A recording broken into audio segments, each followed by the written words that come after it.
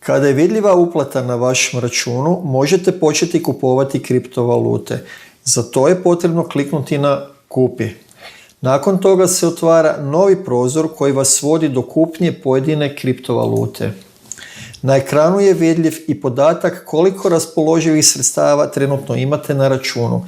Potrebno je upisati ili količinu kriptovalute koju želite kupiti ili točan iznos za koji želite kupiti. Na primjer, unesete iznos u eurima za koliko želite kupiti kriptovalutu i odmah će vam biti prikazano koliko te valute ćete dobiti za odabrani iznos eura.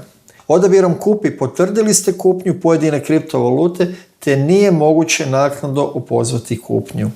Nakon Kupi u vašem mail sandučiću stići će poruka sadržaja kupljeno je XY i ime kriptovalute. Ako trebate još neko dodatno objašnjenje, možete nas u radno vrijeme nazvati na 042 660 977.